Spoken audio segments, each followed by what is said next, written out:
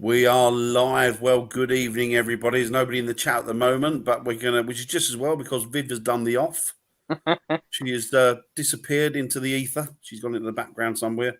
So it's just me and Jamie at the moment, but Viv will be joining us presently. I think she's just gone downstairs for a cigarette. Not sure. Again, talking to thin air at the moment. Nobody's watching. So best way, really, sometimes. Yeah. All right. It's all right. So, did you enjoy Saturday night, mate? I very, very much enjoyed Saturday night. Very good. No, haven't got anybody in at the minute, Viv. Did you enjoy Saturday night, Viv? It was all right. Yeah, it was okay. Good. It was quiet. I really enjoyed it. Yeah, I liked it. It was good. I did. Was good. It was relaxed. It was relaxed. So, for those of you out there that don't know, we went on an investigation on Saturday night to a undisclosed place because we don't want to give the name out before we upload the footage of the video for Saturday night's investigation. Just gone. And we have got one person out there. If you could do me a favour, please, if you could just hello, if you could just let us know by, I don't know, just putting something in the comment box, anything. Could be just hello, could be just anything at all. Emoji, anything, just to let us know that. Oh, there's 3 out there. Excellent. Hello, everybody, and welcome. Welcome to Simply Spooky at Things Network tonight. We are broadcasting across 2 channels tonight, aren't we, Viv? We are. So we are very posh this evening. Oh, hello there, Mary. I hope you're good. If you could do me a favour, guys, in the chat, if you could share this out for us, that would be fantastic. Hi, Belle. We appreciate you sharing it for us. We've got 4 in the chat at the moment, so that is good. So this evening we're going to talk about something that, personal hauntings that we like. Not personal in the sense that it's famous hauntings. We've done them, but they're personal to us in the sense that they're famous hauntings that we adore. Yeah. So, our favourite famous hauntings. So that's what we're going to talk about tonight. So we've each picked a location that is dear to us and means a lot to us. And for me, I've picked Borley Rectory, which is probably no surprise to anybody out there who knows me. Are you, Wayne? Hope you're good, buddy. Hi, Wayne. Right, I've shared it and shared it until I can share it no more. Right. So what have you picked, Viv? What have you picked for your favourite famous hauntings? Mine's going to be a surprise. You said that to me, Dan. I know what it is anyway. That's all right, It's the local Chinese takeaway around where she lives. Who's going first? I reckon you should go first, Dan. I think the oldest. Viv? Yeah, but that'll be Dan. Right, okay, so I'm going to go first. I'm going to talk about a haunting or a particular haunting that means a lot to me or a particular investigation and investigator. And I'm going to talk about Borley Rectory, like I said. And obviously, anybody who knows me knows that my favourite paranormal investigator of all time is the famous Mr. Harry Price. Now, Harry Price is considered to be a figure that was, what's the word? Controversial in sense because he was accused of a bit of skullduggery and he was accused of making up things about the investigation that he did, but it was later confirmed that he didn't. People that had actually accused him of all of these wrongdoings were people that had an axe to grind with him. There were 2 paranormal investigators, and this information only came out after he died. They would only print slander against the man after he died and he couldn't defend himself. And there was also one medium, and the medium that he discredited, like I say, he discredited her. So she was obviously out to get him. But later on, she decided that, maybe he was right, she was wrong, and she became an advocator of him and all his works. Now, Borley Rectory is an amazing place. And Borley Rectory, a lot of people think that the haunting is of Borley Rectory itself, but it's actually more than that.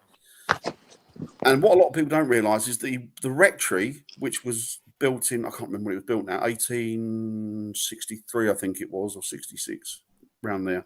Anyway, the rectory, the initial rectory that was, or the first, the rectory that we're talking about, there was a rectory prior to that on the same spot, and there was also, they believe, a building, possibly another rectory prior to that, and then prior to that, there was actually a monastery, which was Benedictine monastery. Wow. So the history they only say one house, didn't they? Don't they? Yeah, really? They yeah, don't tell you about... it's no. As you go into Borley, you will notice that the churchyard is on your left-hand side, and if you look on your north side, as you look to your south side, that was where the rectory was actually initially built. Now, the first one, the first reverend was Reverend Ball, and Reverend Henry Ball. And the thing about Reverend Henry Ball is that he was actually a native of that hamlet of Borley Hamlet, because it's a tiny, tiny little place. It's not even really, it doesn't even constitute a village. And the church there, it actually serviced 3 hamlets in the area. That was its actual diocese. And the thing about that place, the thing about he was told when he became old enough and he became a confirmed reverend, he wanted to stay in Borley and he wanted to minister in Borley.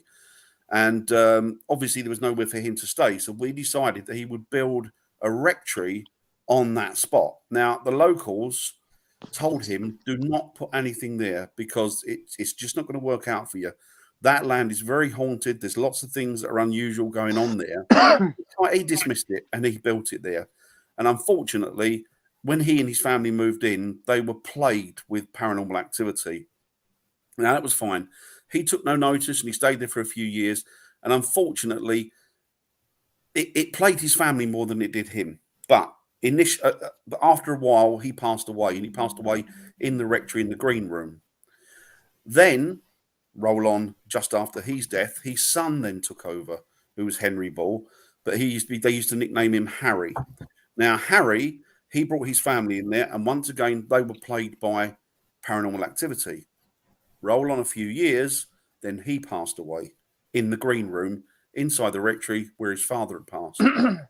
So there's a culmination of bad luck there, as you can see, to start with. They both suffered with, or they were both plagued with paranormal activity. They both passed away in the actual rectory itself, in the green room. And their families were just beside themselves with not just grief, but with fear. Now, then his family moved out, and a reverend called Smith moved in. Now, Smith brought his wife with him, and his wife, before they moved into the actual rectory itself, his wife, what she thought she would do is she would go and clean up. And so she started cleaning around and looking in the cabinets and cleaning the cabinets. And in one of the cabinets, she actually found some brown parcel paper, something wrapped in it. And when she took it out and unwrapped it, it was the skull of a female. Don't know where it came from. I have no idea what happened to it. And so with the Smith family, it kept going on, and gradually it was getting worse, and to the point where even Reverend Ball, the initial Reverend Ball, was actually seen. His presence, his spiritual presence, was actually seen in that property as well. So there was lots and lots of stuff going on there, even with the incumbents haunting it after their own deaths. So Smith was panicking, and he thought, well, I don't know what we can do. What shall we do? So they got on to, I think it was the Times. No, was it Times? No, it was the Daily Mail. And they said to the Daily Mail, look, we're having lots and lots of activity in this property. We don't know what to do. Is there anybody in the psychical research field that can come in and try and find some answers and help us out with the problems that we're experiencing? So they connected him up with Harry Price. Harry Price then went along, investigated the property while they're there. There was lots and lots and lots of stuff going on at that property initially. But when Harry Price moved in, things started to ramp up a bit. So then there were sort of scribblings on the wall. There were messages on the wall. And the messages were just screaming for help. They were screaming for help. So anyway, that family, the Reverend Smith, he got ill. So he decided to vacate the property. So then he left because his health was suffering because of it. And then another reverend moved in. I think it was Lytton, if I remember. And the thing about him is he was a relative of the initial 2 incumbents. He was a relative of the Bulls. So he was like a nephew and a cousin. And he stayed in there. And activity started getting worse. It was his wife, Marianne. She was pulled out of the bed. She was slapped. She was punched. She also, when the writing started to appear on the wall again, it was written in her. They were writing her name. So there was lots and lots of stuff going on. Then they carried on there for a while, and eventually they decided that it wasn't working out for them. So they moved away. So then the diocese turned around and said, well, look, that property, it's no good. We can't use it anymore. There's lots and lots of activity going on there. We want to really clear it. So they closed the property down and put it up for sale. And it was left vacant for 2 years. But during that 2 years, Harry Price got in contact with the diocese and said, look, I want to rent that property off you for a year. I want to investigate that property solidly. And so they agreed. They said, yeah, okay, fine. Come along, investigate it, do what you want to do. And they obviously charged him. He then put a post out, or he put a notice out in the Times. And what it was is he was looking for people of leisure, but with a modicum of intelligence it would be a bonus if they could utilize and use basic machinery. And then what he wanted them to do, he wanted them to come in and investigate the property. So what he did is he built up a reservoir of 48 individuals, 48 paranormal investigators, and he had them running around the clock. And he said to them, look, what I want you to do is I want you to, anything, your feelings, your hearings, your sight, smell, write anything that's unusual down and keep a data of it. And then what we'll do is we'll cross-reference it at a later date. So he had 48 people in there over the course of the year. Now, even when he wasn't there, there was still lots of activity going on. So Harry Price decided that what he would do is he would run seances in there, seance sessions. And he did this with a couple of his friends. And the information that they got via a Ouija board was that there was a nun that lived there, and she was murdered, and her boyfriend or her husband was hanged. Sorry, her lover was hanged, who was one of the monks, and she was buried behind the wall. Obviously, that would have been when it was a monastery and not when it was the rectory itself. Oh, okay, yeah. So that went on. He got a bit of information. Then there was a second spirit that turned up. I can't remember the name of the second spirit. It was quite an odd name. But he declared that the rectory would burn down that night. But it didn't burn down that night. It was a year later. And once the lease had come up for Harry, it was sold to a captain in the army. And this captain moved in. And while he was unpacking, he knocked over an oil lamp and woof, the whole house went up. Now, the spirit that they were talking to, Harry Price and they were talking to, that initially said that house, that rectory would burn down, also said that there would be the bones of a murder victim found in the rubble. And Harry Price went back there after it had burned down. He went back and he had a look around, and in the rubble they found bones, and it was a skull of a female. The female, he believes, was a nun that he'd actually contacted via the Ouija board. And what's happened is with the loss of the rectory, the activity now has moved right across onto the church and the lands there. Mm-hmm. And the nun that used to haunt Nun's Walk, she's probably the most well-known of the spirits that haunt there, she's now haunting the cemetery in the graveyard. Oh, really? Yeah. So she's moved across. Wow. There have been other buildings put on that plot. I think there's been sort of 3 or 4 bungalows put there, but I don't know if there's any activity in there. People are reluctant to say anything about it. You've also got a coach and 4 horses, which is reputed to, it shoots through between the church and between where the rectory was, and it thunders down the road. And it's been seen, and apparently it sounds a bit folklorish to me, but it's 4 black horses and a team of 4 black horses and 2 headless coachmen. Sounds a little bit, off-spirit, yeah. But it was interesting.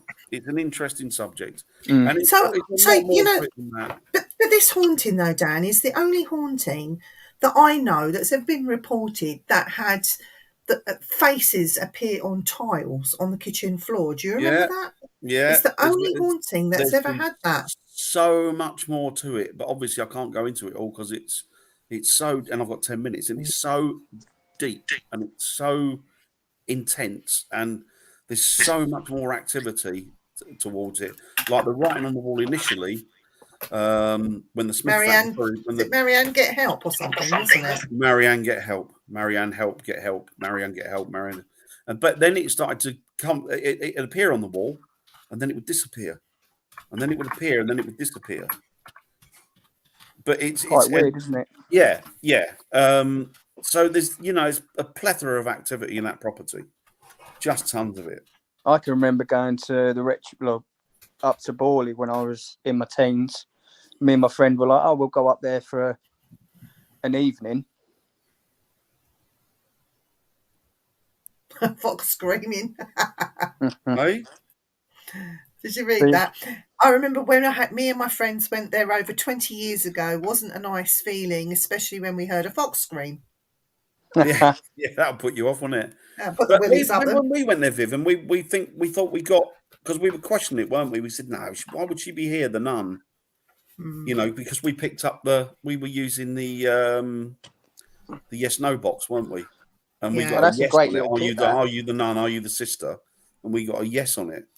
But we thought, well, is it the nun? We don't really know. But it seems that now she haunts that cemetery. So, who knows? Who knows? Who knows what the story is? But it's an intriguing story, an interesting story, and it's amazing that the villagers knew about that land.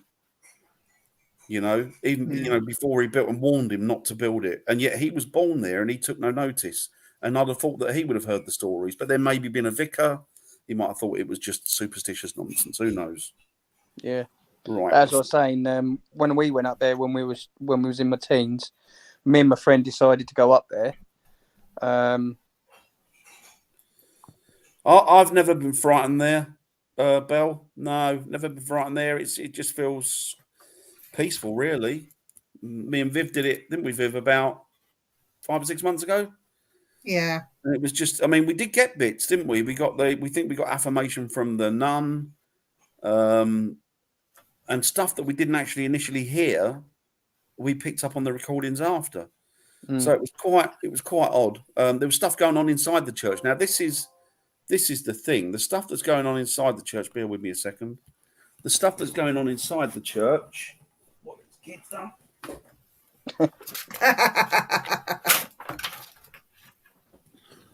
Bloody kids! They buggered about with the thing. The stuff that was going on inside the church. Well, the church is reported to be haunted anyway.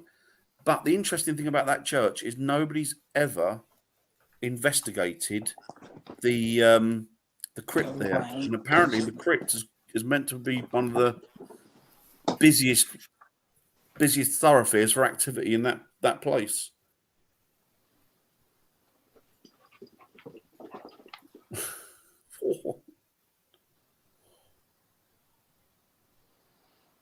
Got it? Yeah. Yeah, it's a very, it's an odd one. It's an odd one. I believe it, and the unfortunate thing is that there's been a lot of negativity around the name of Harry Price purely and simply because of the character assassination that was done on him by these 3 individuals.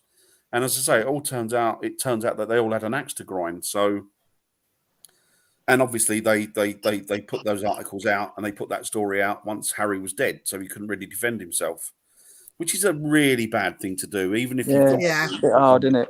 don't do it. It's tasteless rather. And the fact that they did it, I think, says more about them than it does about Harry.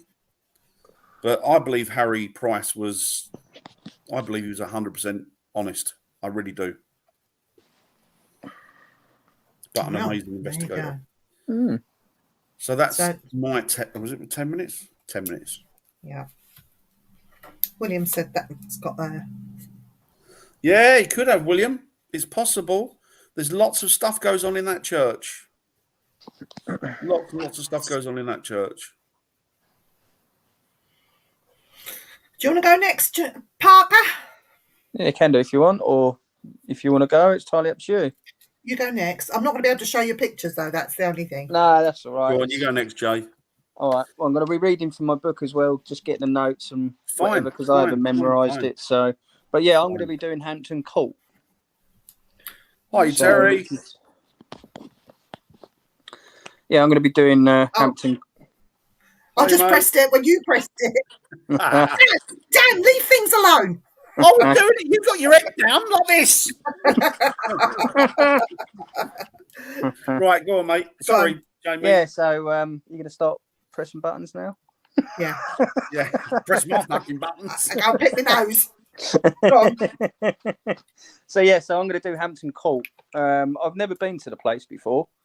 I've heard of a lot of the history and just it's the palace, isn't it? It's the when King Henry had when he was in power. But yeah, so basically the palace is a Grade 1 royal palace.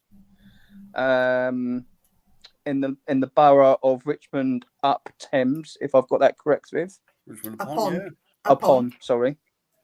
So yes, it was built in 1515. So that where King Henry VIII could live. Hello, Chantal. Hello, Chantal. Beautiful so people. there's two. She's gone Norfolk. She's gone all Norfolk. Norfolk. That was us. So you got on Norfolk, ain't they? Sorry, carry on, Jamie.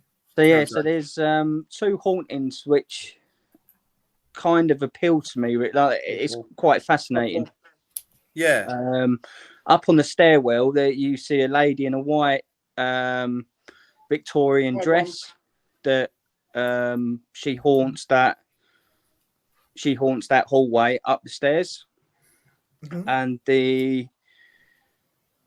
bear with me. So it was one of Henry VIII's wives, that the one that haunts the hallway up to the stairs, or the hallway onto the stairs. That was one of his wives. It's a Screaming Gallery, isn't it? I think. Yes, that's it. That's what we did. The Screaming Gallery. Anne Boleyn. Is it Anne Boleyn? Jane Seymour. Ooh. Yeah, because she was Seymour. Jane Seymour was beheaded, and she's the one in the Screaming Gallery, I think. I've got them mixed up. Jane was Anne Boleyn. Anne Boleyn or Catherine Howard. Yes, it's the Screaming. Oh, I've got this the wrong way round. Hang on a minute. Doesn't matter. I do apologise. Don't worry.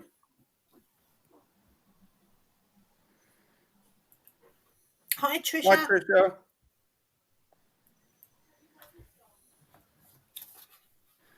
Oh,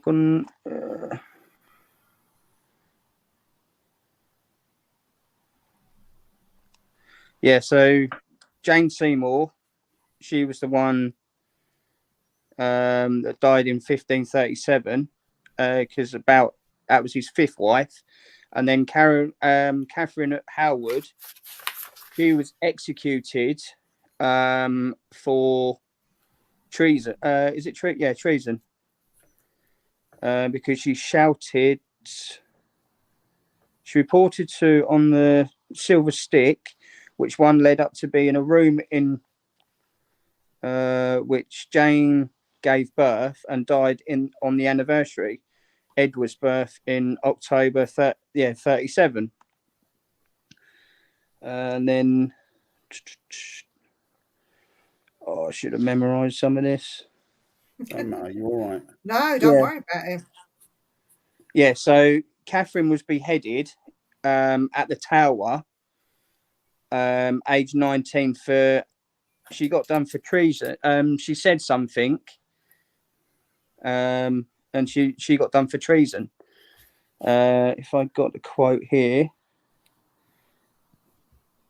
after it claimed she was arrested at Hampton Court, terrifying treason, broke free of the guard. She ran along with it. Yeah, that's the one.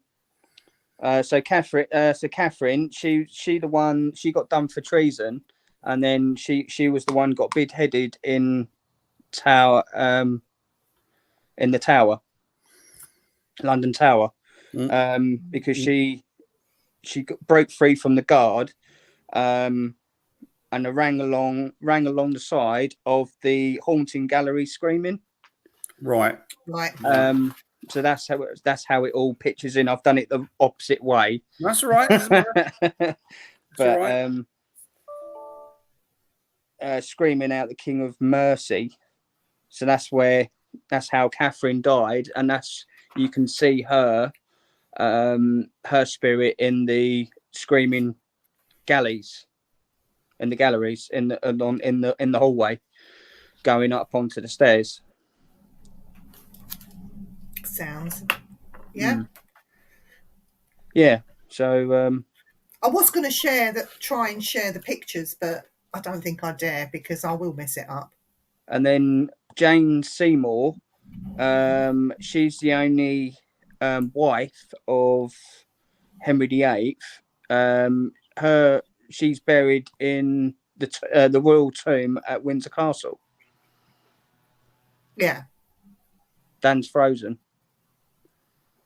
He's gone. He'll be back in a bit. He'll be back in a bit. He was looking at me. I was like, he was doing his sultry look. Then did you all notice that Dan was trying to get all sultry then, and then he sort of stuck. Has anybody got any questions on Hampton Court Palace? I mean, the place is absolutely beautiful. The palace itself, if you walk around, it's not that big, but the grounds are amazing. And I also know that close by in the grounds, or just across the road from Hampton Court Palace at Bushy Park, which is associated to Hampton Court Palace, that they had a garrison there during the war, and some of the soldiers have been seen there on the grounds of Hampton Court Palace, and also within the maze. There's apparently, is what I've heard from growing up with it, that you can hear children laughing in the maze at night. Which isn't that maze quite famous for being quite tall and quite big? It's quite big. It's quite tall. Yeah. It's got a bench in the middle. Nothing fantastic, but yeah. So that even the maze. I mean, I wonder if that's where they were talking. You know, like in oh God, what was it? You know, when they did the hotel. Oh God, what's that horror film I'm thinking of? The Shining. You know, when they run round the maze. I wonder if they got the idea from that. Oh, okay, yeah. Yeah, maybe. Don't know. Children of the Corn. That's Dan. Dan's a child of the corn. Where has he gone? I don't know. Flapping around. Trying to log back in again. And I go at the kids and then log back in again in a minute. Yeah, that's it. That's what we'll.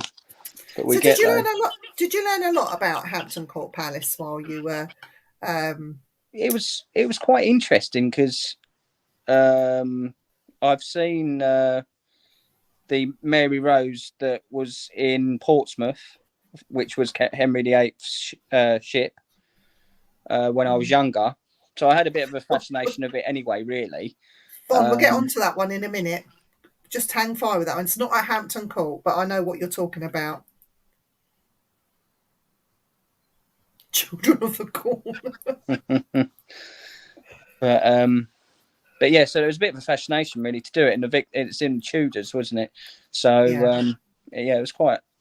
I quite liked it, and especially I haven't been there either to have a look round. I've done I've done Kentwell Hall. That's quite nice. Down in Long Melford, that's quite nice there. Goes back to the Tudors, so that's nice. Dan's laptop has just died, which is why we've lost him. So bear with me. I'm going to get him back. I shall just. I thought he plugged in. I bet he didn't turn the plug on, did he? No, he's bloody useless, isn't he? Don't tell him I said that, people in chat. I've just sent him a link, so he'll be back in a minute. So I'm gonna move on to my famous haunting, and it's one of my favourites because I've actually been lucky enough to go in there and investigate it myself. Nice. So I've had first-hand opportunity, and it's very famous. It is the most haunted building. He's plugging himself in. I'm There he is. plugging myself in there. Bloody kids mucking about the electricity and Yeah, it's just you. God. It's just you. If I knew then what I know now. So you missed it all, Dan. Yeah. So my place is, and I will challenge anyone that tells me otherwise. It is the most haunted building in the whole of England. There's no two ways about it. Not having it. Is it in the UK or America, Viv? It is in the UK, and it has numerous That's ghosts. England, isn't it? United Kingdom, and it has numerous ghosts, and even to the point, and I know it for a fact here because what did Mr. Underwood tell me here? Bear with me just a sec. Mr. Underwood has written about this place, and he also talks of Field Marshal Lord Grenfell, a member of the Ghost Club, who was a lieutenant at the Tower, actually witnessed one of the said ghosts. So my place is the Tower of London. Okay. And I'm going to talk about the haunting of the Tower of London, but let me give you a quick rundown on the history of the place. So the Tower of London was built by William the Conqueror, and in its time it has been a fortress, a palace, a prison, a garrison, and a zoo, or in those days they would call it a menagerie. So it has been a lot of things. It has seen a lot in history, and it does have its ghosts, and it's more than just a couple. So I'll get the most famous one out of the way first. Anne Boleyn has been seen at the Tower of London in the chapel that is there. Her bones are said to be buried at the front of the chapel. That it's not marked where her actual bones are. They have been moved, but her bones are buried there along with her head. So she has got her head. But she's not only just seen on the chapel, but she's seen on the green outside, and she is also seen in the Northumberland. No, I tell a lie. The Martin Tower. It was called the Martin Tower, which is where she was held. She has been seen in various sites at the Tower of London, but she's also seen in other places as well. How can that happen?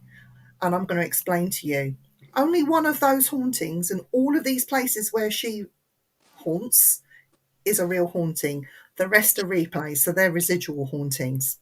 So she actually only haunts one of them, but the rest are just replays. So that's how she can haunt so many places at once.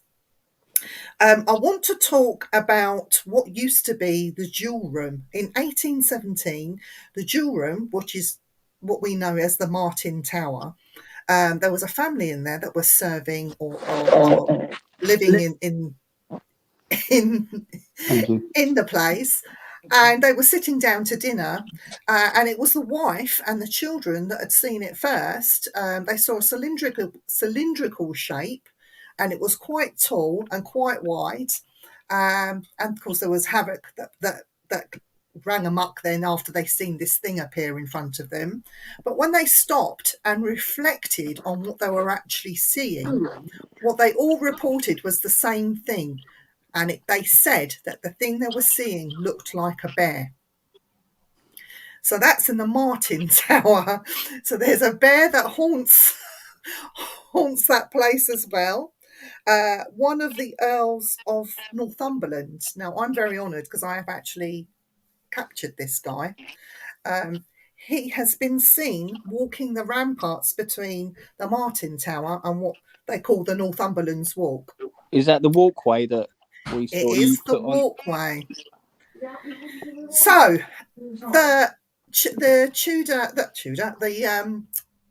Yeoman warders have also reported seeing something that shoots across that very quickly, and it does frighten them sometimes. I've been told, and I have it on very good authority, that company Yeoman wardens don't like being up there alone at night because they say it is very spooky, and they've heard things. And it's a famous haunting. This has been going on for years, whether it's a replay or residual, or an actual haunting. I do believe it is a replay of events, but I managed to actually capture him as a full-bodied apparition, not just myself, but my fellow investigator. So we were very happy to have got that, and so were the Ermine Warders, because they had something to show for what they were hearing and seeing themselves. So that's actually down in the records now, actually with the tower themselves. I want to talk quickly about some other famous hauntings there, which are the two princes, have been seen on numerous occasions, not just at the place where their bones have been found, which was at I'm going to pronounce it wrong, one of the other towers, the Wakefield Tower. They were found, but they've actually been seen inside the main building, the main fortress itself. So the princes do run around that place, and if you do go and investigate or go during the day, there is a great chance that you might just see them during the day. They have been showing themselves during daylight hours as well. The Bloody Tower is said to be haunted by a little princess. We don't know why. Sir Thomas Overbury, who was murdered in the Bloody Tower. Sir Walter Raleigh was imprisoned there, and so was Judge Jeffreys. Now, all these names are quite famous throughout history, but people have claimed to have seen them around that time. I went to the Bloody Tower and I did a bit in there, and I also found out that the Bloody Tower was used to imprison people. It wasn't the place you went to be tortured necessarily.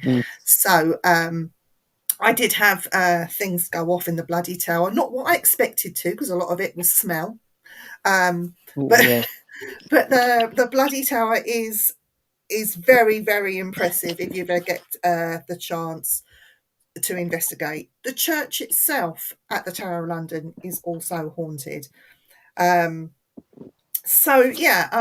written just a few little bits down, but as you know, you also have many of the guards, the staff, and some of the garrison that were there. For some reason, the Tower of London held a very special place in their hearts to actually be, stationed at the Tower of London for a while before they were moved on anywhere. So some of them have come back, whether they're just reenacting events that were nice to them. But I am going to finish with Guy Fawkes.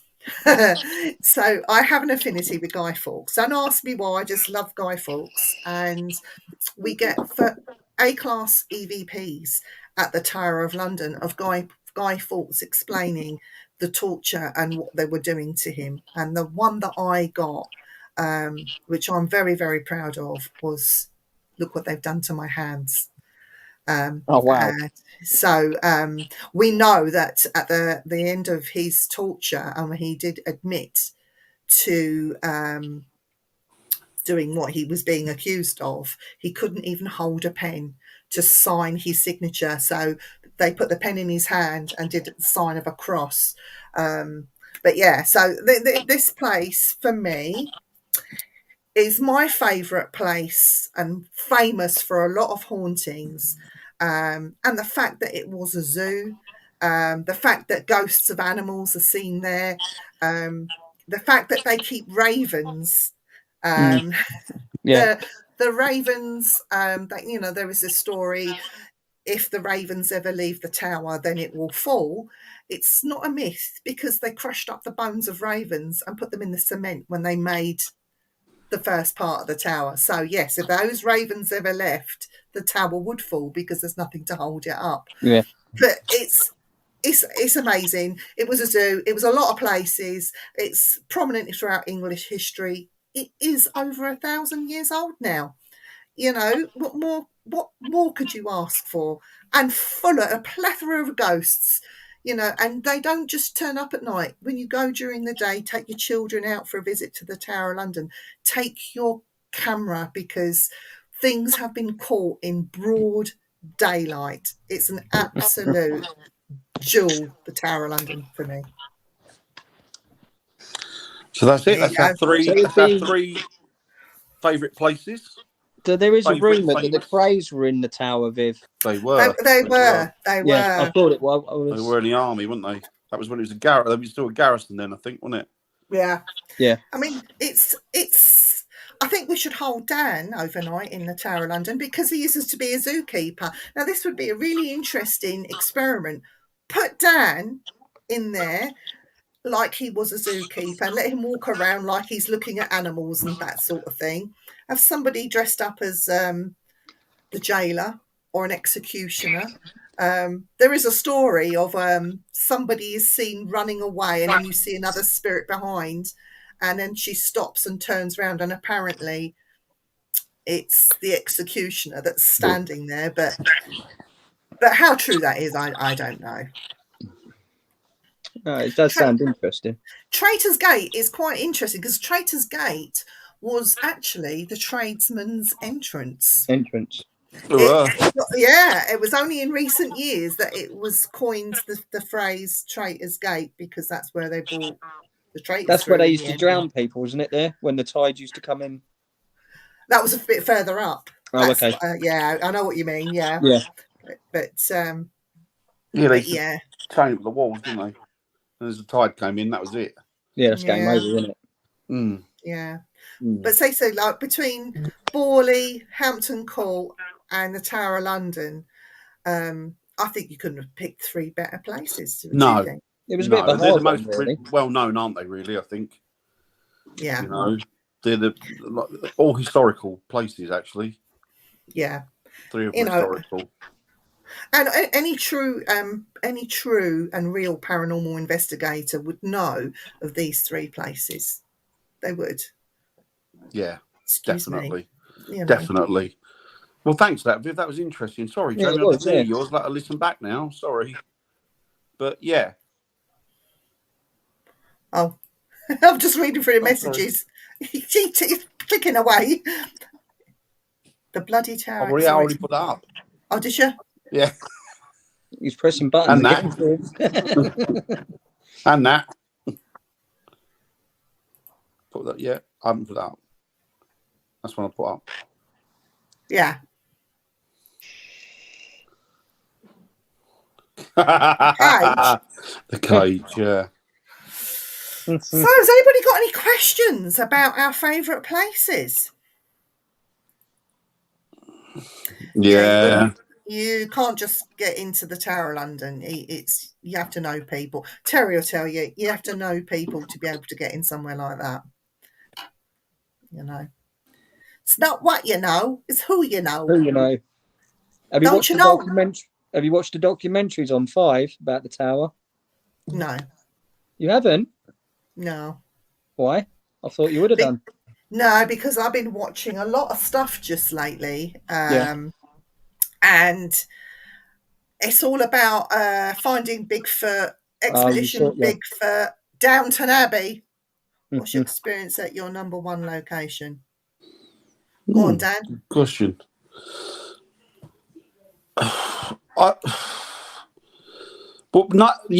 Number one location that we've been talking about, our favourite famous haunted locations, or our number one location personally. She says, what's your best experience at your number one location, which is what you've just been speaking about. Yeah, but it could be like number one location, your favourite number one location, as opposed to your favourite famous one. I haven't, to be honest with you, Tricia, I think for me, I like to think that we got affirmation from the nun at Borley when we got a yes on the yes no box that we used. There's a question box that flags up 2 different colours. It's green for yes, red for no. And when we asked the question, it flagged up a positive. And we asked, "Are you the sister that walks these grounds? The sister that haunts this place?" And the answer came back yes. There was other stuff that we caught, but it was on reflection, wasn't it, Viv? So I can't really. It was an experience, but it wasn't an experience because it was only an experience after the event. So for me, it was that at that place. What about you, Viv? What about? I know what you're going to say. For me, it was, I suppose, having a two-way conversation with a gentleman called Guido at the Tower of London, and having that voice recorder there, doing short burst questions, stopping it, playing it back, hearing the answers, and then asking another question as to where he wanted to go. I think there was about 2 or 3, 4 actually questions that were answered. He did come back 4 times. That's quite interesting. And to me, and I was calling out for Guido. I never called out for Guy Fawkes. I was asking Guido if he was around, and he certainly did come forward and wanted to have a little bit of a chat. But so was that fella? Was he a soldier in the tower? No parking. Guy Fawkes. Guy Fawkes is part of the gunpowder plot, Jamie. Okay. Yeah. So let me know when you go back to Borley. Would love to go back. Do you know what? I would never take a bunch of people there. If I was to ever go back to Borley, it would be with one other person. Yeah, it's absolutely. And I wouldn't go with a bunch of people because it's not fair on them. Any more than 2 as well, and they tend to get the police out, don't they? Yeah. So the police were always. I mean, we went there and we were very respectful, weren't we? Even the people that they knew we were there, but we were very quiet and respectful, and they were fine with it. Yeah. But if you turn up en masse, then it's really a weird one, isn't it? I mean, it's really, really haunted. It's like anything, isn't it? It's like moving next to a football ground and complain about the noise.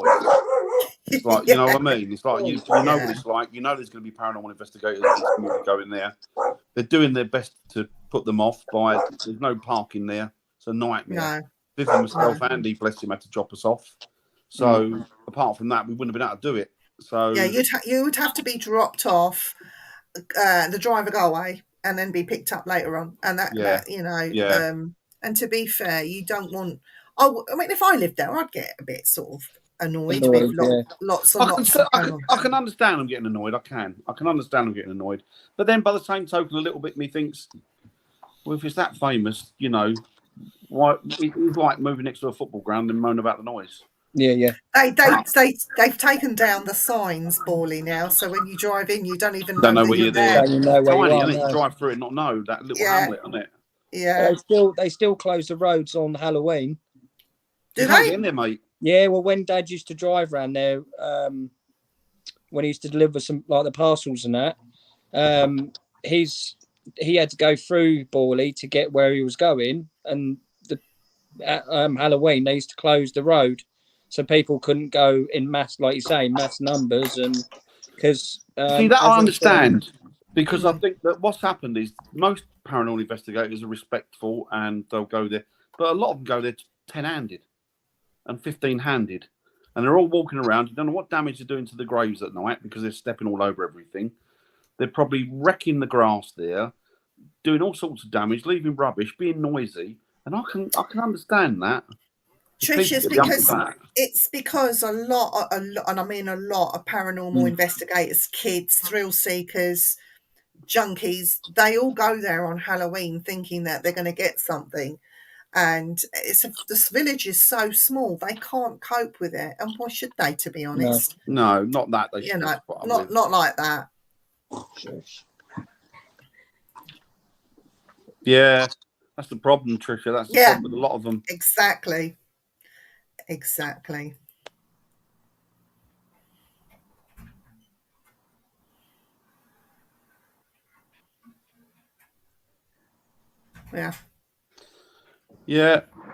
I can understand it. I can see why people do that. Yeah. So no, it's been exciting though. I mean, like Borley, when Dan and I did it, we couldn't have picked a better night, to be honest. We were really lucky, weren't we? We had a really good night. It was enjoyable, wasn't it? It was nice, warm, balmy night, wasn't it? It wasn't, you know, it was quite nice. temperature did drop, but it was good. Nice cup of coffee by the gate, by the. We sat down like a couple of pensioners without chairs out, didn't we? Chairs. Recording equipment and coffee. Yeah, I mean, a guy went past on his push bike and even made a reverence and waved to us. Yeah, like, we waved back at him. And he went, "Ghost hunters." Yeah, we waved back to him. It was quite. But they were all right when the villagers knew we were there, but they didn't take offence, did they? Because we were really quiet.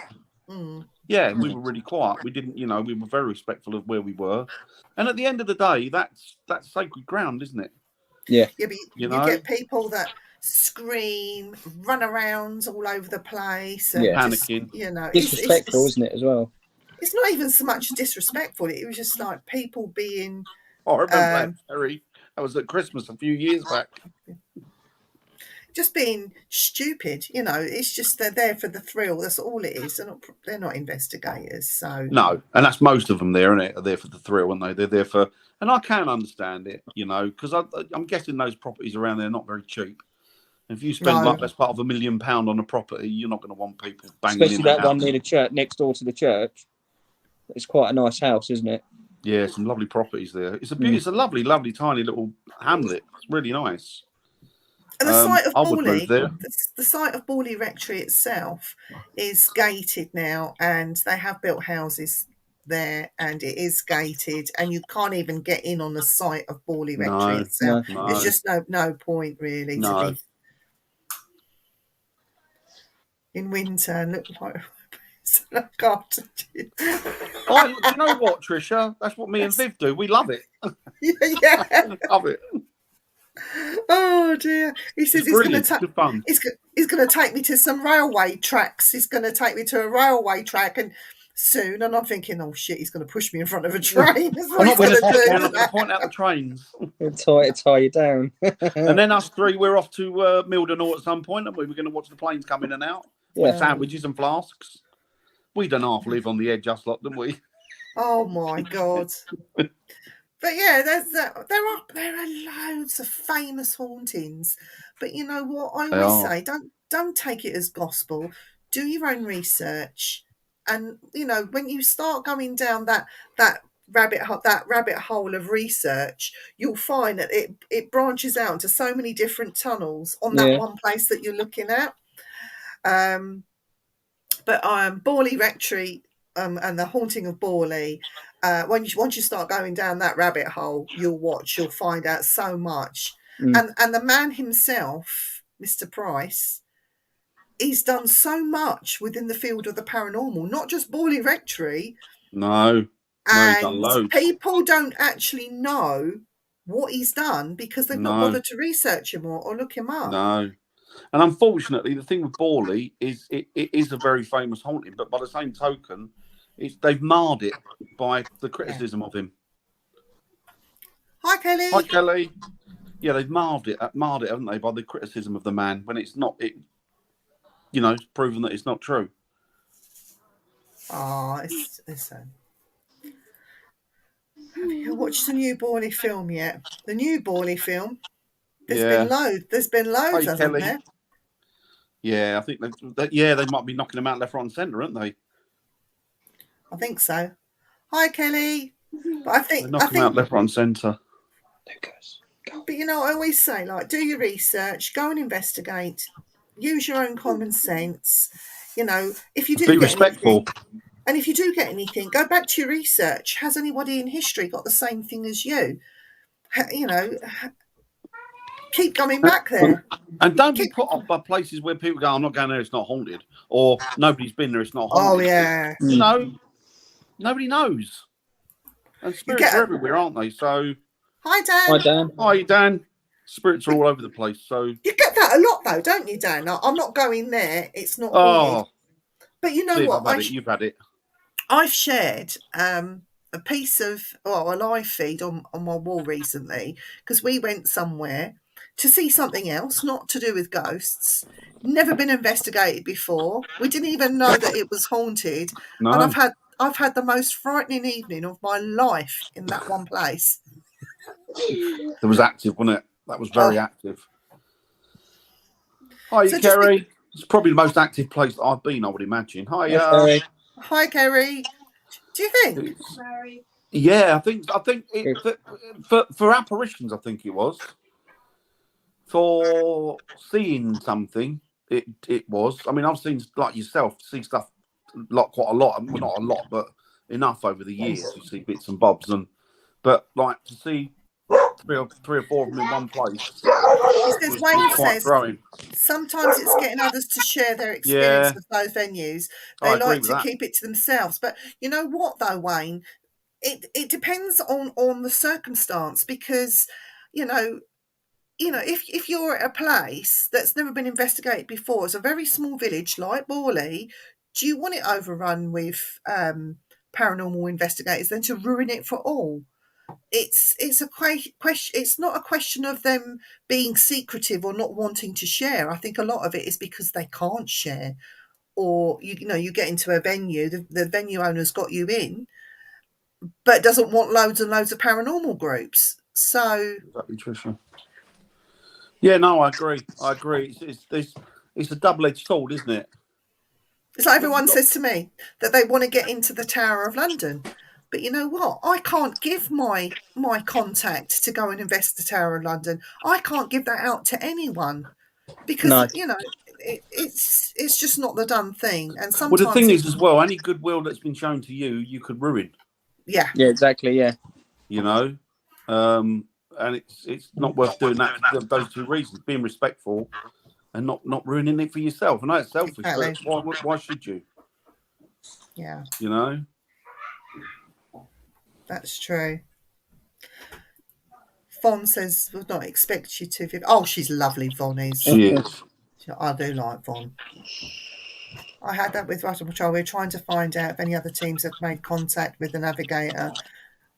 I agree with that. I think what Wayne's getting out there, I think, is he means places that are popular and that, and people won't share their activity, the register of the activity that they've had there with other groups, which is stupid.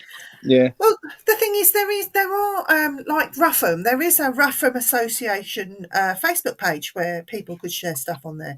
But I think you're talking about just more paranormal. The paranormal side of things, maybe. I don't know. Yeah, I think he's talking about sharing experiences and activity, because then you can cross-reference each other. But if people don't put it up there, then you've got nothing to cross-reference it against. Yeah, I agree with that. Trisha's, I'm guilty of keeping a venue to ourselves. We've had sole access for about 7 years now, not been since a few months before COVID hit. We call our gold mine because it really is. We have not been totally selfish. We also have taken trusted investigators a few times, so I run an event there. Yeah, you do. No, I agree. Yeah, you have to sometimes. Yeah. Well, there is the opportunity there for somebody to, I don't know, start up a Facebook group or page or something where people could post experiences, but it takes a long time to regulate a page, and who's got time for that? I know that I haven't. I think the problem is as well, there's a lot of divisiveness and division in this field, isn't there? Yeah. Nothing to do with the paranormal. Some people are just bloody bad-minded. They're just negative, and they just won't share it anyway, just to be bloody minded. But I know what you mean. Such a house in Yorkshire, but it isn't that. I don't think it's haunted at some point. But too many people attend every night. I know which one you're talking about as well. Yeah. And there's always a thing, like, until you've been and tried and had a go for yourself, you don't know what you're going to get. The fun's in the trying, and even if you don't get anything, the fun is in the trying, and being with other people like yourself. Yeah, if you've got a good team, it makes it even more fun, doesn't it? Me and Dan, we try and go to places that have never been done before. So, do it, Wayne. Do it, Wayne. But you have to sort of be able to sort of put it into folders, wouldn't you? I don't know how you would do that, where people could find stuff easily. Maybe a website might be better than an actual Facebook page. Be interesting, though, wouldn't it, to see how many people contribute?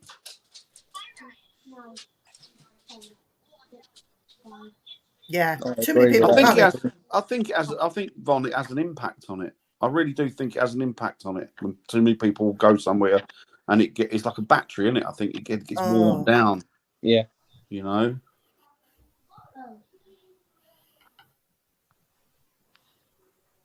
Yeah, that's true, Yeah. Trisha.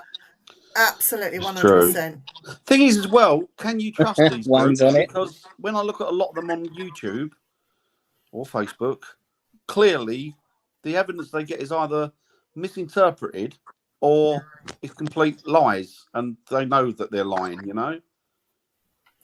I was at a venue, Dan. This is so funny.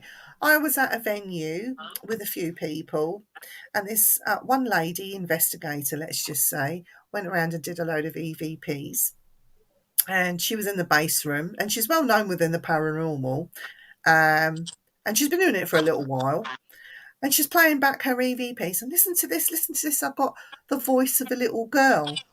And they were singing Ring and Ring and Roses. And apparently this little girl was supposed to have finished the song All Fall Down. Down was the bit that she was supposed to have said. When I sat and listened to it, I had to walk away laughing because they were adamant they got this little girl saying it, when in fact it was the daughter of the person that was in leading the investigation. It was his daughter that you could hear quite clearly, and it was her voice. But the woman thought that it was spirit voice. Wow. Ghost. All this ghost, yeah. And I thought, really? That's true. Really? And I had to walk away laughing. I missed that. Sorry, I'll put it up there. What is active to one person is pants to another. Yeah, True. definitely. True. It is, yeah. But this person in the paranormal, this lady in the paranormal, apparently she is the expert on these things and knows these things. And yet, when you heard that back, and I thought, I know that voice. That's so and so. I love it when you look at these teams and they're out investigating. Funny. one I can think of right off the top of my head. And they're out investigating and they're doing EVPs, and they go, "Is there anybody there?" And then they play it back and they go, "Is there anybody there?" And then you can hear their voice going, "Yeah, I'm over here." And you think, that's you. Yeah. You think they are. You've not even hidden it. But you slowly get to know who you can trust. Yeah. I don't trust no one. No. I don't trust no one. No. Seriously. No, I don't. I don't even trust myself. I don't trust me. Who do you trust, Jamie? In fact, I stole money off of myself. You know, I trust that, I've got their back. I've got, scratch my back, you scratch mine kind of thing, I think it's the team that you've got more trust than yourself, really, I think, because as well as I know that you're not going to go, if we're doing an EVP session, you're not going to go, well, listen to that, and then we're not going to make stuff up, because that's what we're not there for. We're there to prove that, or to say there is a ghost or haunting there, there is something there in the limelight that it could be a ghost. We're not going to cheat ourselves, because what's the point of cheating? You might as well not bother. No, it's not. You want to cheat yourself. I think what it is they want to cheat people that view them. Right. Yeah. Well, yeah. They do it for That's views, what it's don't about. they? Yeah. They're not all like that. Don't get me wrong. There's some really good teams. I'm going to call out the good ones. I'm not saying that, but I think it's. No, I know you're not. I'm going to call out there's two that I like, and they're both British. And I'm going to call. Am I all right to call them out, Viv, and say the other ones? Go for it. Give them a shout out. The two people that I trust, or four people actually. One are the Ouija brothers, which I think I really like them, because I think that they're honest and they're very critical of anything they get, and they're not over the top. So I like those two guys, and they're good personalities. They seem like nice lads. And the other two, which is a team that I think has only just come on recently in the last, I'm not sure, maybe year or so. They're called Ghost Theory, and that's two young lads. I think they're from around here somewhere, not sure. But again, two good lads, bit of a laugh, and they're honest. They seem honest. Again, they criticise their own activity. They question it. They thoroughly go through it, and those are the two that I like. Everybody else I can't be asked with. Trisha, it's just so funny when they fake it, because even, do you know what? I've seen, and I've got evidence of it. I've seen people that have been calling out others for faking it, but they fake it themselves, and that's what I find so funny. But we've seen them do it, haven't we? When they think it's dark, and we've had an infrared on. But it gets me when people ask so many questions so fast that a ghost wouldn't have no time to. Yeah, I love that. There's no time in between, is there? I know a few. Nudge, nudge, wink, wink. It's funny. Yes, Wayne, like some people can't want constant noise, just don't like silence. I'm a very social person, but I know when to be quiet. Yeah, exactly. Yeah. Gary, that's it, Dan. We never got your back again on an investigation. I love it, Gary. But Gary, Nice one. you don't put yourself all over social media, mate. They're the people No. we're talking about. The social media whores, unfortunately, that sell themselves and they sell the craft. The content creators. Yeah. They sell the craft, don't they? Do you know what? nothing. There is one team that I watch, and when I do watch them, I think watch a bunch of idiots. And that's Striking Midnight Paranormal. I do watch him. Especially the bloke, he's a right tosser. Oh, thanks, mate. Me, I meant. Wayne, you're not like that. Terry's definitely not like that. Wayne's definitely not like that. I'm talking about these ones that, like, the ones that are quite way up there, got a lot of subs and that, and a lot of them got a lot of subs for particular reasons. There's a song about that. Things that make you go, Not you, Terry. Know You're the most honest I've bloody, and you and Vivid are the most honest I've worked with. Not you. There's a few. There's a few good ones out there. There's a lot of good ones out there. It's just what I'm on about is the social media. I suppose they court social media, don't they? It's like that's the be all and end all of that's what they're after. And it seems a shame because they put all that effort into going to these places, and yet they betray themselves by not being honest. But Gary as well, if he's listening. But Dan, what about people that put it up there just for entertainment? They don't claim to be. That's. Do you know what? That's fine. I think if it's just for entertainment, and if they're honest, that's fine, and it's not their fault if people are still gullible enough to swallow it. My suspicion was I'll check the venue myself. See if it was Nan made. Well, you got your nan going out. I'll take me granddad, Joe. Yeah, my nan wouldn't make anything unless he means a non. Oh, maybe yes. Yeah, sorry. You headed to Amazon Prime next year, but we're sticking with this. Yeah, you have to because that people. Hi, Bri. Yeah, you have to. You really, really have to.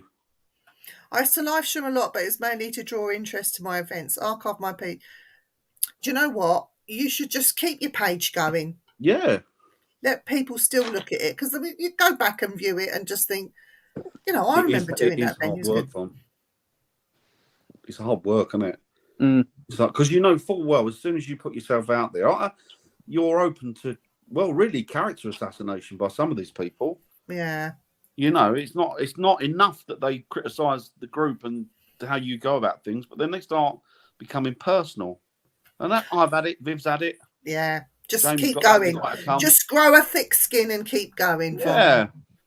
Joe Diamond said he meant man-made, silly autocorrect, but I prefer nan-made. I prefer nan-made. I can't be asked now, to be honest. Can you go live when people know I'm going somewhere? Yeah, like me. The thing is, it just brings it to contention that when people do get activity, you scratch your head as to what's real and what's not now. So it kind of muddies the waters, and it's hard enough. It's a hard enough environment to get evidence anyway, isn't it?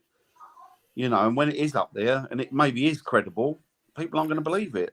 One woman was calling me a whore and all sorts. I pretended I didn't see a comment. She was talking to herself. Yeah. See people getting really personal, which is horrible. Just jealousy. I've been very lucky with no problems. That's good, Brian. Do you know what? Trish, you should have just blocked them and just that they don't exist anymore. And if they want to continue and they pursue you, then obviously they've got a thing about you. I've had that. Yeah. I've seen some of them out there that go after people clearly because the people have got a big fan base, I suppose you'd call it, with some of these teams. Like big sort of subscribers and people that follow them and that, and and they go after them on the basis that they're, that I know one particular group who we've worked with, Viv. We did an investigation with them, and they were perfectly fine and lovely. Unfortunately, they were criticised to the hilt, weren't they? And there was lots and lots of negative stuff about them, and they weren't guilty of anything that they were accused of. And it turned out, and it covered the mask slit. It turned out it was all jealousy because they started going on about the amount of likes and that they were getting and the amount of people that were following them. That's good fun. That's good That's fun. good. Yeah. Yeah. I mean, I've not had any hassle since I've come away from I won't even talk about it, but I've not had any hassle for a very, very long time. The only hassle I have is when I'm Jamie down comes on, out with us. No, I'm down on the floor doing something, like sitting on the floor doing whatever, and Dan walks past and farts right in my fucking right on my head level. I'll tell you what. It stinks, Dan. I let a corker out at the jail the other week. Did you? You walked into it. It was like mustard gas. Oh, dirty thing! It reeked. It was bad. I had to go and check. At the jail? What jail? At the prison. Oh, that one. Mallet. I thought it was the place that stank. I didn't know it was you. I said to you, I moved next to you and farted. Oh, yeah, that's right. Yeah. It was great. I tell you what, the EVPs, when I play them back, they're so funny. Oh, it's funny. Anyway, I like Markham. Oh, sorry, I thought it was. You're going ahead. I'll behave myself. Yeah, for a change, Kerry. Well, I don't know about that. We ain't bothered about likes, stars, shares, etc. It's not why we do it. It's not why a lot of people do it. No, a lot of them don't do it like that. There's great people out there. I break my neck, my arm, and now I've broken my foot. So we'll be at mine around the weekend in my Versace boot. Dan had one of them on the other day. I've just come out of it. I think you should go back in it. I sympathise and empathise with you. It's horrible, Trisha, isn't it? Yes, it was ectoplasm. I wonder if you got any voices through me going. It was ectoplasm. You could pick up voices, disembodied voices through the white noise. Markham's only half an hour away from Trish. I like Markham. I've only done it once, but I enjoyed it. Yeah, Von's got the right attitude. Well, she doesn't want anything of anyone. Just go out and enjoy yourself. Yeah. Enjoy yourself, exactly. Yeah. Oh, Dan loved his. What's that? Your boot. Yeah, I look like Noddy Older. I look like Glam Rock from the 70s. It was massive on me. Joe haunts his local pub with a blonde wig. Only on Fridays, says Joe. Roll on Saturday. Nice. You're all out. Who's out? So who's out this weekend then? Lost. I'm hoping that's Count. I think so. Yeah. I'm hoping that's Count, Trisha. Trisha, we know 100, 100, 100, 100 in Welsh. We know what that says. We've asked Alexa. It's quite funny. We're not that funny, though, are we? Because yeah. Alison, I hope you're feeling better as well. Bless you. I know she's had a little stay in the old hospital bed for a little while. Oh, but I hope she's getting better. Well, I hope you're on the mend, Alison. Hope you're on the mend. So who's out this weekend and who's got investigations? And don't tell me where you're going if you don't want to. I've still got mine. Actually, I was going to get rid of it, and Viv said, hold on to it because you're liable to do something else. And then 2 weeks later, you tore the ligaments in my leg. Yeah, you want a pair, though. You want one for each foot. So if anything happens, you're covered. Some clear trousers, so I look a proper 70s. Trousers. Oh, God. Gary says not me. Not you what, Gary? It's not going out anywhere. It's not going out. Oh, you're not? We're not going out the weekend. No, we're visiting young Kel tomorrow, aren't we? But Friday. But we're not. Apart from that, we're not investigating this weekend. If you want to invite us somewhere, no, we're just having a rest. Dan, we're having a rest. All right, if you want to invite me somewhere, I'll be more than happy.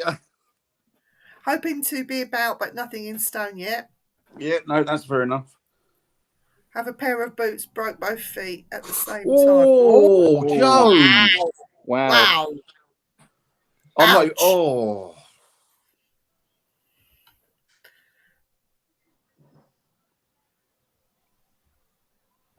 Yeah, it's right.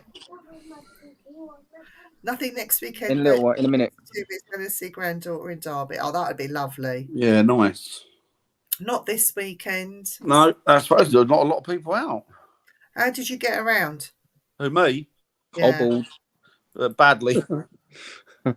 It was awful. It was, the thing is, right, I broke my foot in the beginning, sort of February, didn't I, Viv? And then that was healing. They put it in a boot and all that sort of stuff, and that was fine. And then a few weeks ago, I went over and tore the ligaments in my left leg, not my right leg. So I've done both legs. Wheelchair. She's gone around in a wheelchair. He got around in a wheelchair. Yeah. And Terry's out on the 14th. Oh, Nice. Lovely. Lovely. I think we're apart from going to visit Kel this weekend, I think we're not, or Friday, we're not doing anything. Well, We might do Thursday. Thursday we might, yeah, but we haven't got anything booked, have we? Really? Yeah, because we are little devils. We are. But it doesn't sound like there are many of you out this weekend. Well, we've just had a big bank holiday, and we've got another one coming up at the end of the month, haven't we? So Yeah, I think haven't we? Yeah. It'd be interesting, though. People will be out and about. Shall we do our jar? That'd be cool. Yeah, do your jar. So then we've That'd got be some cool, research Brian. to do. Right, I am going to pick it. That'd be very cool. I'm going to pick it straight out of the jar. So Bryce says he's thinking of doing Magpie Mine. Where's that? With the magpies. Oh, okay. Sorry, my eyes are bloody. I'm You know out what? on I the get 14th. really bad dry eyes lately. So, sorry. This is what we're talking about next week. Shall I delve right down? Oh, Terry says at the end of the month, isn't the bank holiday? It's been moved to June. I don't want it to June. I want it at the end of this month. Are you ready? This is next week's. Nice. That's a nice number, Tricia. This is next week's Derbyshire's up. Haunted cars and vehicles. I'm just happy. I'm happy it's not Crystal, to be honest with you. No, we've done that one. It done me. So we're So going to be haunted cars and vehicles, eh? Yeah. That is an interesting subject, that. Yeah. At Magpie Mines in the Derbyshire Dales. Lovely there. Derbyshire's lovely anyway, isn't it? A great place. Beautiful. Hark. Oh, is that Harpic? Harpic. Do you know there used to be a toilet cleaner called Harpic? Yeah. I like going to visit that Harpic, but I always get flushed.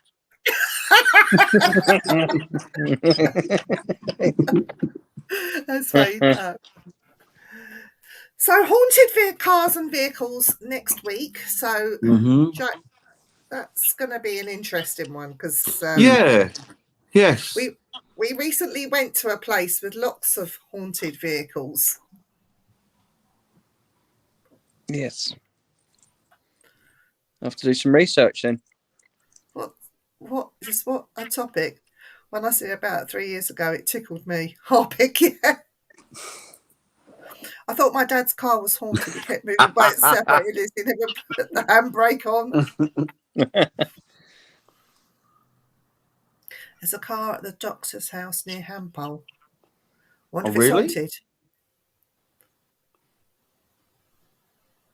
Harpic. Yeah. Haunted. Yeah. But yeah, this is going to be a good one, I think. A good topic to talk about next week. Yeah, there's some famous haunted cars as well, aren't there? There is. Bits of haunted cars.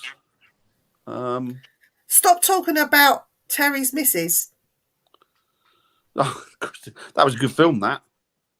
That was a good film, that.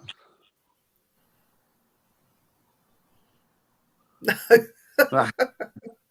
Nice work if you get it. Trish? The doctor's house used to be a great location. There's plenty of doctor's houses. There was a house. Oh, In New Dan. Orleans. No. House of Righteous Son. There's a house where an exorcist used to live in King's Lynn. We might be able to. Have I shown it to you? You probably have, actually. No. You probably have, actually.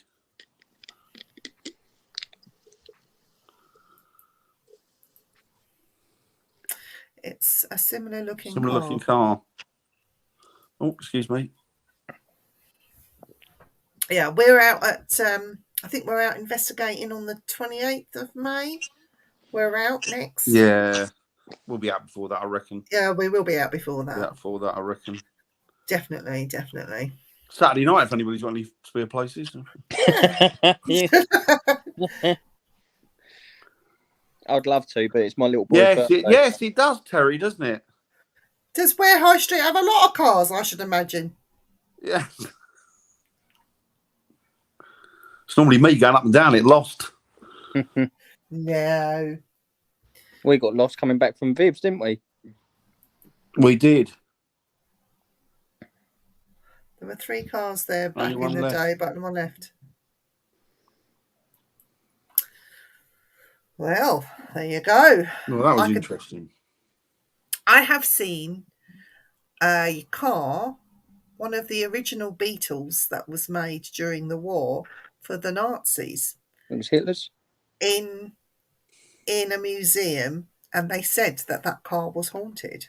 But whether it's true now, I don't know. Mm. Oh, so, yeah, we know where you're going. We know where you're going. Going. Because you told us. Yeah. Right, so has anybody got any questions for us before we wrap this up? Nope. Anybody? Have you had a bit of a moustache and beard trim? It looks very smart today, Dan. No, I just washed. Oh, was it? Well, I say washed. It shows. It shows. Oh dear. The house is built for. Oh, that's interesting. Oh, I love a backstory like that on a reportedly haunted building. Mm. Do love a backstory like that. Yes. Interesting. So we're out. Well, we'll be out before the whatever it is, but because we've got a good one coming up, haven't we? We have, yeah. Good one coming up, so that was going to be fun. And we will we'll be doing something in the week. Yes. Because this is about the time of year, and Dan and I get very, very busy. Are you talking about Mr. Harold Shipman by any chance? Sounds like it, doesn't it? Yeah. Was he Derbyshire, was he? Yeah.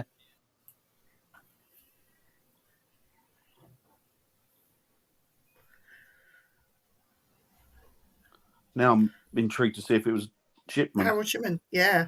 I think it is. No. No.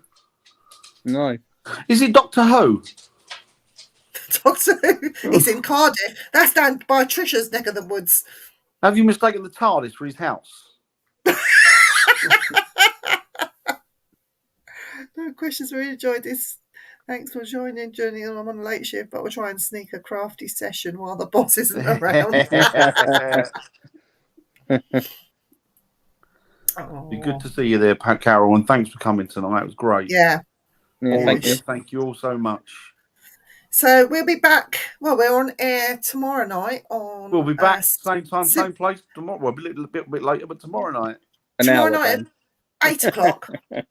We have a fantastic guest on tomorrow night. You don't want to miss this. We have oh God, what's his name? I've been saying his name all day. Ross Allison. But he's talking about some groundbreaking news for the paranormal world. It really is. Oh no, we've actually seen it, but Dan and I have been really, really lucky to have been one of the first people to see it. But he's devised some equipment with the help of a scientist, Dan? Scientist, yeah, proper bona fide scientist. A scientist, and have come up with this piece of equipment that can prove touch. Oh, you was talking about, yeah. Yes. Amazing. So the thing with Ross, I'm hoping he'll talk more tomorrow evening. We're going to have a word, but I'm hoping he'll talk tomorrow evening about some of the other projects that he's been dealing with in the last 6 months. Because when we spoke to him about this project, because he gave us the initial first showing, didn't he? You and I and Andy. Yeah. And when he showed it to us, I was asking about other things and what about doing this and what about doing that. And he said that's what they've been doing for the last 6 months. And they've got even more exciting stuff in the pipeline. Sounds very interesting. Imagine. So this will be a very, very interesting show on many levels, but for this groundbreaking equipment that's been built, it's not available within the paranormal field at the minute. But that's not to say that it isn't going to come. So, yeah, I think you'll be pleasantly surprised when you listen to I would go tomorrow's as show. far as to say that the field has become very, very stale last few years, and things sort of just grind to a halt. And I think that I'll put myself out there, but what Ross has done is kind of groundbreaking. I think he's really pushed the boundaries, and he'll tell you about it tomorrow. It's amazing. So I wouldn't miss it because, it's That's cool. all right, Chantel. We don't That's all right. Don't worry, Chantel. That's all right. That's fine. Bless her. That's my daughter there. So, tomorrow night, he's on at 8 o'clock. Be there or be square. That's what they used to say, isn't it, in the 80s? Be there or be square, yeah. I don't know. I was only born in 84, so. Shut your face. But it is a groundbreaking thing that he's going to be talking about. We will be putting links up to where you can actually watch this and see the proof. You want to see this, Terry? You'll love it. You'll love it, Terry. Honestly, it's very clever. It's Ross Allison. Yeah, tomorrow he's on. Yeah. A bit like Feynman. No. That's not no. That's this. You'll kick yourself because what he's done is just been staring us all in the face. Yeah. But he's brilliant. He's brilliant, and so's the fella who's with him, the scientist. And believe me, this scientist went out on a limb with his own career to back Ross's. Well, what he thought was just Ross's. It was just his whim, but it wasn't. And Ross talked him round in the end. After a long while, I think, Viv, wasn't it? Yeah, I mean, he'll talk about it tomorrow, as much as he can, I suppose. We'll put the links up as to where you can see this for yourself, because he made a documentary. So he made a documentary. Before you go, say 101. Right, you got to say it to. It's naughty, right, that's us off for things. So tomorrow night at 8 o'clock. 8 o'clock. Yeah, 8 o'clock. We're giving you a wait, Jay. He's one of these kids compared to me. He's one of these men that looks continually knackered. Mind you, to be fair, he'd done half work. Yeah, I'm just. He does what he does. Oh no, he's had this week off. Yeah, he's had this week off. What are you talking about? Doesn't go back to work till Monday. You run me ragged on the weekend, so It was good. It's a great weekend. It was a great one. Loved it. Can't wait to go back out again. We did some filming for Striking Midnight, and there is more to come. That was Lots more to come. There's a joke about that, but I'm not going to get into it, Terry. Well, we covered Dan in Flower. We would call him Yeti. Oh, look like the big fat Pillsbury Doughboy. Yeti. Yeah, not Yeti.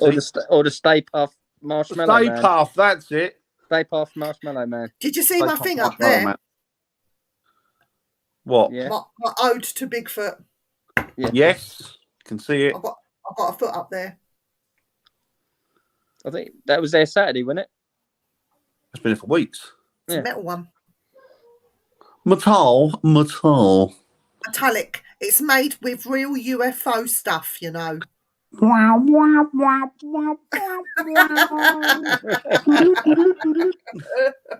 on that note, let's wish everyone a good night, and we'll see you tomorrow. Good night, everybody. Good night. See you Bye. tomorrow. Take it easy. Thanks for all coming in. Cheers, guys. Speak to you Bye. soon. Bye. Bye. Bye. You still here? Bye.